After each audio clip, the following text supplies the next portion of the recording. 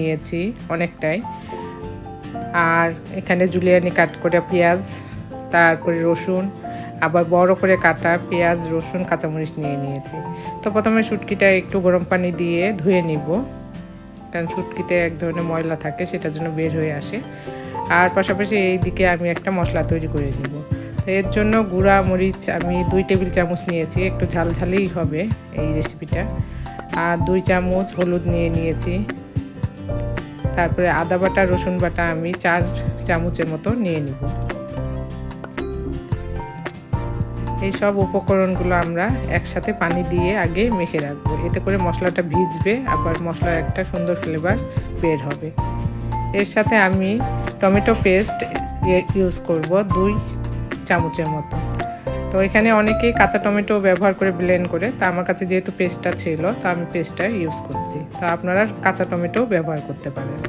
এই রেসিপিটা করে রাখলে আপনাদের অনেক দিন ফ্রিজে, প্রায় 15 থেকে 20 দিন থাকবে এই শুটকি রান্নাটা। তো এদিকে শুটকিটা ভিজে গিয়েছে, তাই ঠান্ডা পানি দিয়ে ভালো করে ধুয়ে নিচ্ছি। এরপর শুটকিটা একটা পাত্রে নিয়ে নিয়েছি, আর 1 কাপের মতন পানি দিয়ে দিলাম। শুটকিটাকে ভালো করে সিদ্ধ করে শুধু আমরা মাংসর অংশটা নিব, আমি কাঁটাগুলো নিব না, কারণ আমার চাপা শুটকির মানে পুঁটি মাছের কাঁটাগুলো ভাল লাগে না, এই জন্য আমি ছেঁকে ফেলে দেব। আমি শুধু ফ্লেভারটা নিব আর মাংসর যে ইটা থাকবে। তো এটা আমি ভালো করে ব্লেন্ড করে নিচ্ছি, যেন কাঁটার ভিতর থেকে সব মাংসটা ছাড়ে আসে মাছের। তো এখন সুন্দর করে আমি পুরো মিশ্রণটা ছেঁকে নিব, একটা বড় ছাঁকনিতে করে ভালো করে আমি এই মিশ্রণটা ছেঁকে নিয়েছি, যেন একটা কাঁটা না থাকে। আমি কাঁটাটা ইউজই করব না। এই যে দেখুন, পুরো কাঁটাগুলো আমি এইভাবে ছেঁকে নিয়েছি। আর এইদিকে আমি ওই যে বড় বড় করে পেঁয়াজ, রসুন আর কাঁচামরিচ রেখেছিলাম, এইটা আধা ভাজার মতন করে নিব, মানে হালকা ভাজা হবে, হালকা ব্রাউন কালারের হবে। তো ঢেকে ঢেকে সিদ্ধও করে নিব। এখন এই ভাজা পেঁয়াজ, রসুন আর কাঁচামরিচ আমি ব্লেন্ড করে নিব। তো আপনাদের যদি হ্যান্ড উইক্স না থাকে, তো আপনারা এমনি নর্মাল ব্লেন্ডারও এটা ব্লেন্ড করতে পারেন, বা পাটাই বেটে নিতে পারেন।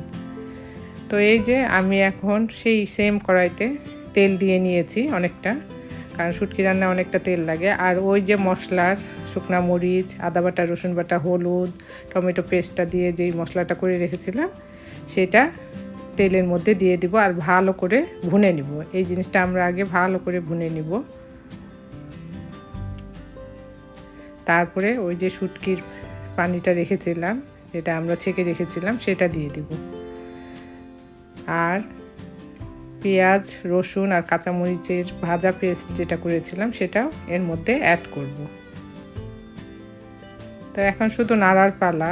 এই পর্যায়ে অনেক ফুটে চুলা পুরো নোংরা হয়ে আসে, তো আপনাদের একটু ধৈর্য সহকারে এই জিনিসটা নাড়তেই থাকতে হবে যতক্ষণ পর্যন্ত পানিটা না কমে আসে। আমার একটু বেশি পানি হয়ে গিয়েছিল, তো আপনারা যদি বাটায় শুটকিটা পিষে নেন, তাহলে হয়তো বা এত পানি হবে না। তো আমি এই পর্যায়ে লবণ অ্যাড করে নিলাম।